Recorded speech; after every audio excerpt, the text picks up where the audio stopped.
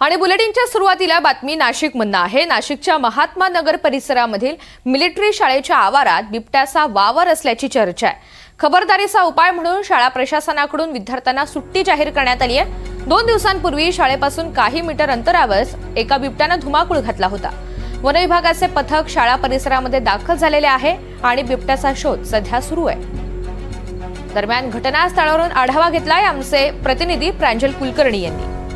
नाशिकच्या भोसला मिलिटरी स्कूलच्या आवारामध्ये बिबट्या दिसल्याची माहिती ही समोर आलेली आहे। त्यानुसार वन विभागाचं पथक हे करता शाळेच्या आवारात दाखल झाले आहेत आणि बिबट्याचा शोध हा सुरू आहे। खरं तर आपण बघितलं तर शाळा भरलेली होती आणि या बिबट्याच्या भीतीमुळे शाळा देखील लवकर सोडण्यात आलेली आहेत। काही पालक आहेत त्यांच्याशी आपण बोलायचे, त्यांच्या मुलांना नातवांना घ्यायला आले होते। दादा, काय लवकर सुटली शाळा? हो, आम्हाला स्कूलमधनं फोन आला टीचरचा का बुवा तुम्ही तुमच्या पाल्याला घेऊन जा लवकर, परिसरामध्ये भोसला परिसरामध्ये बिबट्या आलेला आहे, तरी तुम्ही त्यातल्या त्यात लवकर। म्हणून मग आम्ही त्या दृष्टीने फोन आल्यानंतर आम्ही पण मग आलो आणि आमच्या नातवाला घरी घेऊन चाललेलो आहोत। लवकर सुटली हां, आणि त्याच्यामुळे मग शाळा लवकर सोडतात ते।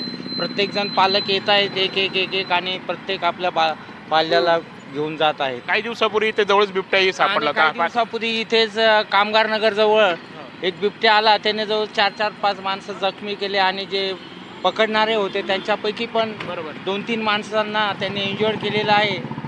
त्याच्यातलाच एक बिबट्या इथं आलेला आहे असं आम्हाला वाटतंय।